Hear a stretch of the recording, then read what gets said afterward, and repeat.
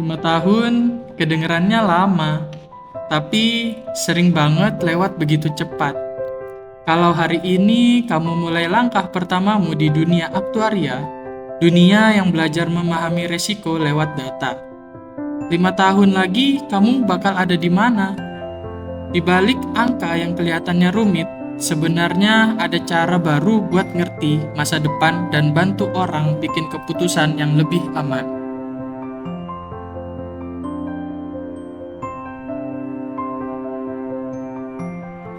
Dan bidang aktuaria itu bukan cuma soal hitungan. Ini tentang ngeliat pola, mikirin apa yang mungkin terjadi, dan milih keputusan terbaik.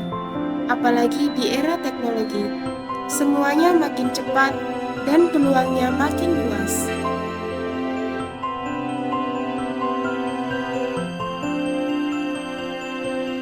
Perjalanannya memang ada tantangannya.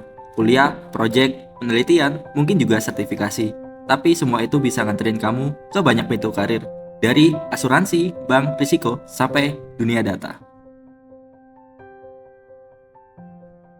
Dan semua perjalanan itu dimulai dari satu langkah kecil.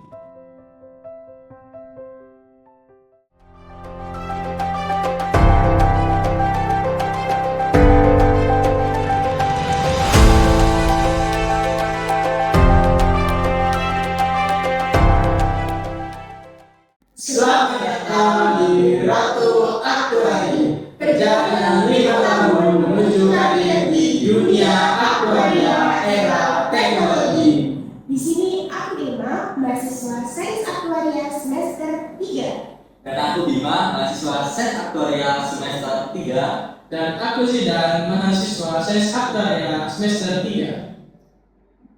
Oke, tadi udah lihat gambaran besarnya kan? Sekarang ayo kita cerita dengan cara paling santai dan paling gampang biar kalian bisa mengerti.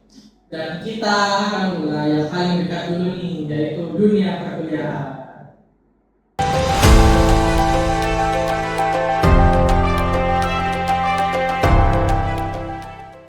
Oke, di sini aku mau mulai dari hal yang sering bikin orang salah paham. Untuk jadi aktuaris itu bukan berarti kamu harus bisa matematika, tapi juga harus tahan sama matematikanya juga. Karena dari semester pertama aja nih, kita tuh udah ketemu pelajaran yang bermateri tentang peluang dan statistika. Itu pokoknya intinya cara melihat kemungkinan suatu hal terjadi. Betul banget. Dan sekarang belajar aktuaria itu bukan cuma hitung di kertas, tapi udah banyak loh kampus di luar sana masukin materi coding supaya mahasiswa itu bisa mengolah data. Gak ribet kok, cuma belajar komputer biasa gitu, biar kita ngitungnya lebih cepat. Setuju banget sama Bima. Jadi untuk apa dasar, logika, cara mikir yang rapi, kalau dilihat dari luar kan mereka ribet ya. Nah sebenarnya itu cuma cara supaya otak kita terbiasa untuk mengolah informasi. Nah, selain itu juga lama-kelamaan kalian mulai ketemu mata kuliah yang rasanya tuh aktuaria banget nih. Misalnya belajar gimana perusahaan atur resiko, kenapa premi asuransi bisa beda-beda, dan hal lain. Nah, tahun keempat itu biasanya fokus ke penelitian dan juga skripsi. Skripsinya nggak harus berat kok, bahkan banyak yang bahas hal sehari-hari. Misalnya, gimana sih cara menghitung risiko kecelakaan atau kenapa asuransi kesehatan itu bisa naik tiap tahun. Jadi intinya semuanya itu jadi lebih dekat. Berarti kalau mau siap masuk industri ini ada sertifikasinya loh dari asosiasi profesi itu sendiri. Tapi sebenarnya itu opsional di awal.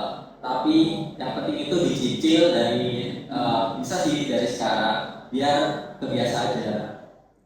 Tuh, jadi intinya 5 tahun akademik itu bukan cuma dapat ijazah, tapi punya dasar kuat, ngerti cara mikir pakai data, dan tahu arah yang nanti kita akan tuju.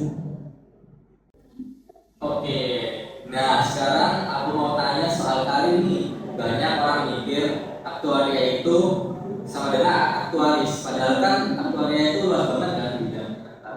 Iya benar, bahkan kamu itu bisa jadi apa aja yang berkaitan dengan pengukuran risiko dan juga data.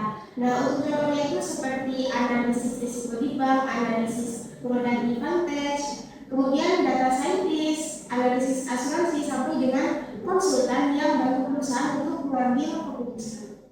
Nah, kalau aku pribadi sih suka banget pekerjaan risk analyst. Kenapa? Soalnya kita tuh kayak navigator perusahaan, bantu melihat resiko sebelum mereka bikin keputusan penting. Kalau aku sendiri itu kepikiran ingin jadi data scientist. Soalnya seru gitu lihat grafik dan angka bergerak itu nggak cuma di kertas tapi langsung di komputer gitu. Kalau aku sih tetap ke perusahaan asuransi ya, karena aku suka ngurus lingkungan jangka panjang dan dampaknya nyata buat banyak orang. Oke, tapi dari semua pekerjaan itu punya benang merah yang sama. Kita tuh harus pintar bisa baca data dan paham resiko. Itu yang bikin bidang aktuaria makin relevan di mana-mana. Nah, sekarang ngomongin tentang skill di bidang aktuaria. Jadi kita tuh kan kayak lagi belajar pakai alat-alat masa depan. Dan contoh simpelnya itu olah data itu kayak kita lagi nerapi isi bidang besar biar bisa kebaca polanya. Setuju banget. Biasanya teknologi yang dipakai itu kayak Python, Excel, SPSS, dan RStudio. Itu cuma alat bantu lihat data. Jangan lupa sama skill yang paling sering disepelekan banyak orang, yaitu skill komunikasi. Komunikasi itu ibaratkan kita nerjemahin nih bahasa angka ke bahasa manusia. Nah, tugas kita itu bikin mereka semua mengerti maksud dan dampak dari data yang kita baca. Jadi ngomongnya harus jujur, simpel, dan jelas. Betul, terus ada juga etika. Jadi contohnya tuh gini, kita tuh kayak diajarin buat menggunakan data dengan baik, nggak yang sembarangan, karena hasil analisis kita itu bisa menentukan keputusan penting di perusahaan tersebut. Jadi misalnya itu keputusan soal harga asuransi, strategi risiko di bank, ataupun rekomendasi di startup. Berarti kalau diringkas di 5 tahun yang ideal itu yang pertama udah kebiasa baca pola dari angka data ya. Dan yang kedua itu biasa pakai alat teknologi seperti yang tadi Excel, SPSS, sama RStudio. Dan yang ketiga bisa jelasin maksud analisis kita ke siapa aja, kayak ke klien kita atau ke orang yang nggak ngerti kayak orang awam gitu. Dan yang terakhir itu punya rasa tanggung jawab yang tinggi buat nggak salah-salah saat pakai data itu. Oke, kali ini kita akan masuk sesi penutup. Nah, kadang perjalanan 5 tahun itu sungguh terasa sangat berat. Tetapi sebenarnya yang penting jalurnya itu sangat jelas.